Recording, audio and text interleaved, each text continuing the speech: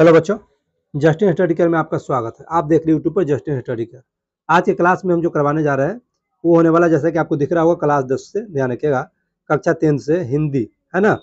हिंदी भाग 2, जिसको हम लोग गोधली के नाम से भी जानते हैं, ठीक है। और यह क्लास जो होने वाला है ना, आगामी परीक्षा था 2026 के लिए काफ़ी ज़्यादा महत्वपूर्ण होने वाला है, ठीक है। जो होने वाला है वो नागरी लिपि से, ठीक है। जिस पाठ की हम बात करेंगे वो पाठ होने वाला है नागरी लिपि, ठीक है। नागरी लिपि से संबंधित जितने सारे प्रश्न उत्तर है वो सारे के सारे इस वीडियो में कवर किया गया, ठीक है। एक ही क्लास में सारा का सारा क्वेश्चन आंसर खत्म कर दिया गया। आप लोग इसे ध्यान से देखेंगे, समझेंगे और नोट करेंगे, क्योंकि नागरी लिपि से बहुत सारे ऐसे प्रश्न हैं, चाहे वो ऑब्जेक्टिव हो या चाहे सब्जेक्टिव हो, ठीक है, पूछे ही जाते हैं, ठीक है। तो इस तरीके से यह चैप्टर जो है काफ़ी महत्वपूर्ण चैप्टर होने वाला है। तो आप लोग इसे नोट करना ना भूलें और इस क्लास को देखना भी ना भूलें। चलिए बिना देरी करते हुए बढ़ते हैं, है ना। चलिए बिना देरी करते हुए बढ़ते हैं पाठ की ओर। सबसे पहले हम बात करेंगे पाठ से संबंधित जो लेखक है ना, उनसे संबंधित कुछ मुख्य तथ्यों के बारे में, ठीक है। आप लोग ध्यान से देखेंगे, आपको दिख भी रहा होगा। अगर बात किया जाए पाठ, तो पाठ जो होने वाला है वो है नागरी लिपि, ध्यान रखिएगा। क्या है? नागरी लिपि, ठीक है। वहीं अगर बात किया जाता है नागरी लिपि के लेखक, ठीक है, तो ध्यान से देखेंगे आप लोग, नागरी लिपि का जो लेखक है उनका नाम है गुणाकर मूल्य, ठीक है। नागरी लिपि के लेखक यदि पूछ लिया जाता है तो क्या होगा? गुणाकर मूल्य, ठीक है। और नागरी लिपि किस तरीके की विद्या है, ध्यान रखिएगा। तो नागरी लिपि जो है निबंध है, क्या है? एक निबंध, ध्यान रखिएगा। नागरी लिपि जो है एक निबंध है, ठीक है, ना कि कहानी, है ना।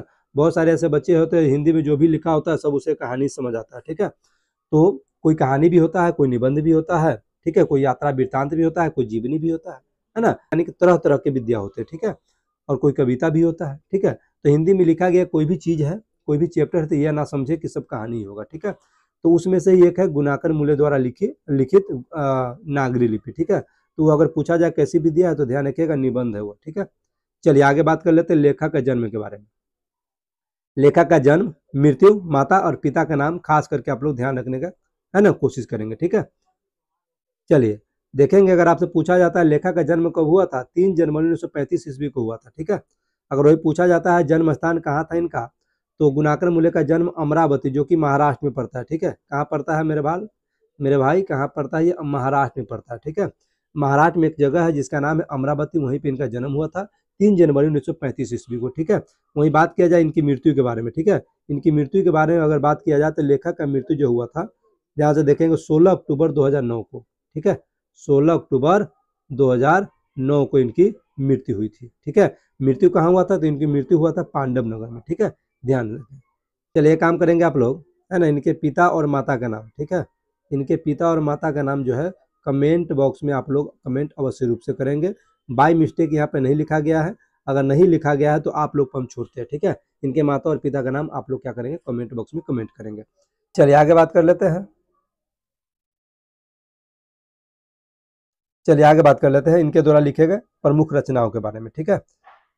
इनके द्वारा प्रमुख रचनाओं में अगर बात किया जाए तो अक्षरों की कहानी, भारत इतिहास और संस्कृति, प्राचीन भारत के महान वैज्ञानिक इत्यादि इनके द्वारा लिखे गए प्रमुख रचना है, ठीक है। किनके द्वारा?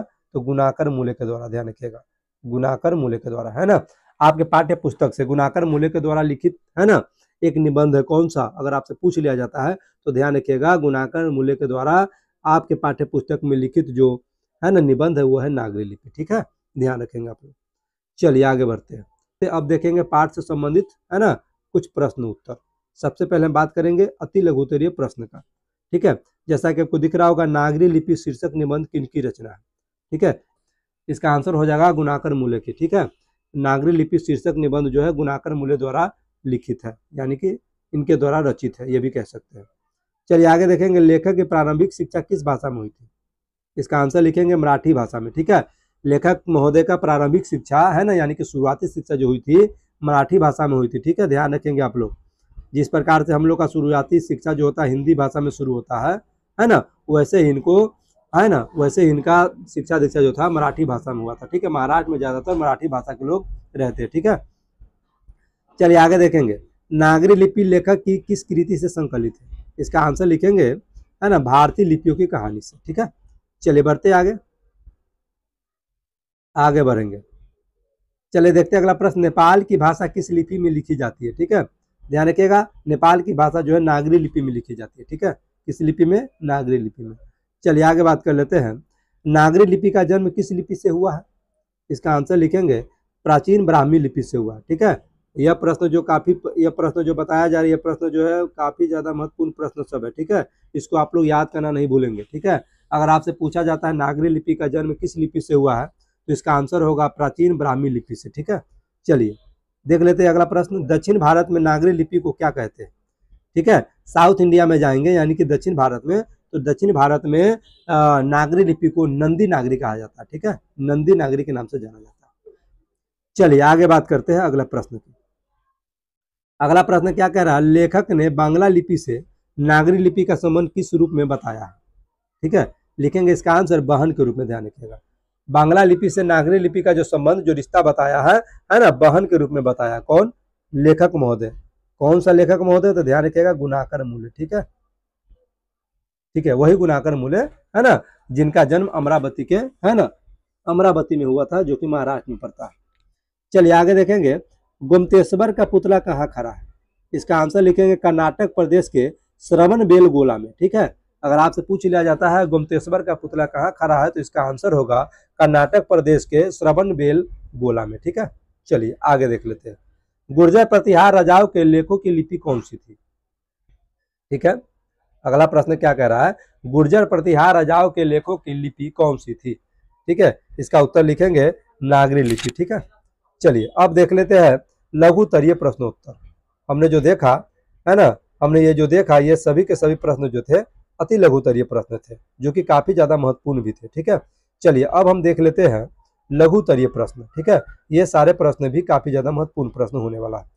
देख लेते हैं पहला प्रश्न। देवनागरी लिपि के अक्षरों में स्थिरता कैसे आई है? लिखेंगे इसका आंसर, जब 2 सदी पहले देवनागरी लिपि के टाइप बने और इसमें पुस्तकें छपने लगी, तब इनके अक्षरों में स्थिरता आई। ठीक है, इस प्रकार से इस प्रश्न का आंसर होगा। यह प्रश्न भी काफी ज्यादा महत्वपूर्ण प्रश्न है। चलिए देख लेते हैं अगला प्रश्न। प्रश्न नंबर 2 है ना, देवनागरी लिपि में कौन कौन सी भाषाएं लिखी जाती है? यह प्रश्न काफी ज्यादा महत्वपूर्ण प्रश्न है बाबू रे। ठीक है, इस प्रश्न को आप लोग भूले से भी मत भूलिएगा। ठीक है, देवनागरी लिपि में कौन कौन सी भाषाएं लिखी जाती है? लिखेंगे इसका आंसर हिंदी भाषा तथा इसकी विविध बोलियां, जैसे कि नेपाली, मराठी तथा संस्कृत भाषा देवनागरी में लिखी जाती है। ठीक है, ध्यान रखेंगे, यह प्रश्न काफी ज्यादा महत्वपूर्ण है। ठीक है, हिंदी भाषा तथा इसकी विविध बोलियां, जैसे कि नेपाली हो गया, मराठी हो गया तथा संस्कृत हो गया, ये सभी के सभी देवनागरी लिपि में लिखी जाती है। ठीक है, चलिए बढ़ते आगे। लेखक ने किन किन भारतीय लिपियों से देवनागरी का संबंध बताया? चलिए देखते आगे। लेखक ने किन किन भारतीय लिपियों से देवनागरी का संबंध बताया?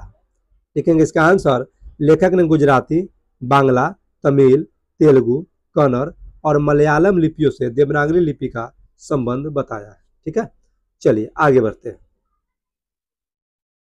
नंदी नागरी किसे कहते हैं? किस प्रसंग में लेखक ने उसका उल्लेख किया है? लिखेंगे इसका आंसर, देवनागरी लिपि को ही दक्षिण भारत में नंदी नागरी कहते हैं। देवनागरी लिपि के काल तथा उसके विस्तार के प्रसंग में लेखक ने उसका उल्लेख किया है। इस तरीके से इस प्रश्न का आंसर लिखेंगे। चलिए बढ़ते आगे। नागरी लिपि के आरंभिक लेख कहाँ से प्राप्त हुए हैं, उनके विवरण दें। ठीक है, इस प्रश्न का आंसर हम इस प्रकार से लिखेंगे नागरी लिपि का आरंभिक लेख, है ना, विंध्य पर्वत के नीचे के दक्कन प्रदेश से ही मिलते हैं।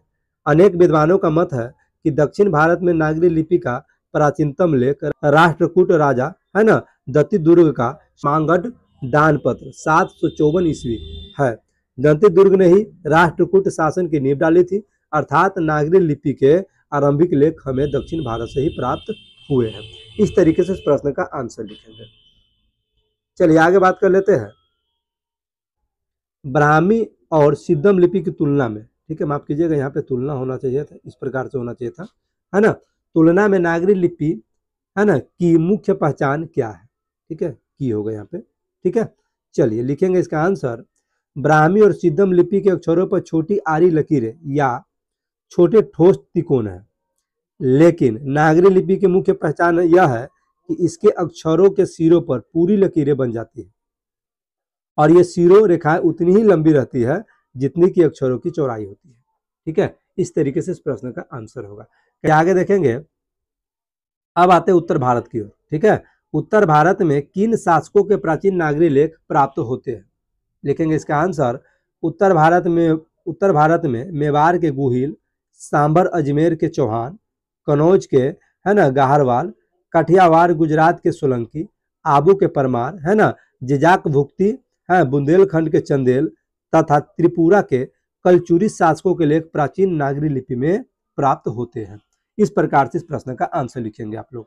ठीक है, यह प्रश्न भी काफी ज्यादा महत्वपूर्ण प्रश्न, ध्यान रखिएगा, है ना। यह चैप्टर ही काफी महत्वपूर्ण है। ठीक है, इसलिए आप लोग इस चैप्टर से संबंधित जितने सारे प्रश्न हैं अवश्य रूप से आप लोग इसको नोट करेंगे और याद करेंगे। चलिए आगे बढ़ते हैं। चलिए आगे देखेंगे, नागरी को देवनागरी क्यों कहते हैं? लेखक इस संबंध में क्या बताता है? लिखेंगे आंसर, चंद्रगुप्त विक्रमादित्य का व्यक्तिगत नाम देव था, इसलिए गुप्तों की राजधानी पाटलिपुत्र या पटना को भी देवनगर कहा जाता होगा। देवनगर की लिपि होने से उत्तर भारत की प्रमुख लिपि नागरी को देवनागरी लिपि कहते हैं। लेखक इस संबंध में बताते हैं कि यह सिर्फ एक मत है, हम सप्रमाण नहीं बता सकते कि यह देवनागरी नाम कैसे अस्तित्व में आया, है ना। ये जो लेखक बता रहे हैं महज एक क्या है ना, कल्पना से ये बता रहे हैं, लेकिन ये भी कहते हैं कि इसका कोई प्रमाण नहीं है कि यह कहाँ से अस्तित्व में आया है। ठीक है, इस तरीके से इस प्रश्न का आंसर लिखेंगे। चलिए आइए आगे बढ़ते हैं। नागरी की उत्पत्ति के संबंध में लेखक का क्या कहना है? पटना से नागरी का क्या संबंध लेखक ने बताया है? लिखेंगे इसका उत्तर, नागरी की उत्पत्ति के संबंध में लेखक का कहना है कि इसका जन्म प्राचीन ब्राह्मी लिपि से हुआ। नागरी शब्द किसी नगर अर्थात बड़े शहर से संबंधित है ना। एक नाटक से है ना जानकारी मिलती है कि पाटलिपुत्र को नगर कहते थे, अतः नागरिक शब्द उत्तर भारत के किसी बड़े नगर से संबंध रखता है ना। यह संभव है, ठीक है, आगे लिखेंगे, यह संभव है कि बड़ा नगर प्राचीन पाटलिपुत्र अर्थात आधुनिक पटना ही हो सकता है। आगे देखेंगे, नागरी लिपि के साथ साथ किसका जन्म होता है? इस संबंध में लेखक क्या जानकारी देता है? लिखेंगे इसका आंसर, नागरी लिपि के साथ साथ तमिल, मलयालम, तेलुगु और कन्नड़ लिपियों का विकास हुआ। ठीक है, लेखक इस संबंध में जानकारी देते हैं कि दक्षिण भारत की ये लिपियां भी नागरी की तरह ही प्राचीन ब्राह्मी लिपि से ही विकसित हुई है। इस तरीके से इस प्रश्न का आंसर लिखेंगे, जो कि काफी ज्यादा महत्वपूर्ण प्रश्न है। यह आपने जो देखा यह था नागरी लिपि से, ठीक है, यह था नागरी लिपि से संपूर्ण प्रश्न उत्तर, ध्यान रखिएगा, संपूर्ण प्रश्न उत्तर जिसे आप लोग ध्यान से नोट भी कर लेंगे और याद करने के प्रयास करेंगे। इनमें से बहुत सारे ऐसे प्रश्न हैं जो ऑब्जेक्टिव में और सब्जेक्टिव दोनों में मिलेंगे। ठीक है, जब हम हिंदी सब्जेक्ट का ऑब्जेक्टिव करवाएंगे तो सारा का सारा है ना कवर किया जाएगा उसमें कि ऑब्जेक्टिव कैसे पूछा जाता है और कहाँ से पूछा जाता है ना। हमने सब्जेक्टिव बताया, इस सब्जेक्टिव को आप लोग क्या करेंगे, नोट कर लेंगे और याद करेंगे, क्योंकि सब्जेक्टिव प्रश्न अगर पूछा जाता है नागरी लिपि से तो इनमें से ही कोई एक या दो प्रश्न पूछे जाएंगे, इससे बाहर कोई भी प्रश्न नहीं पूछा जाएगा, ये 100% गारंटी है। ठीक है, तो आप लोग इन सारे प्रश्नों को क्या करेंगे, नोट कर लेंगे और याद करने का प्रयास करेंगे।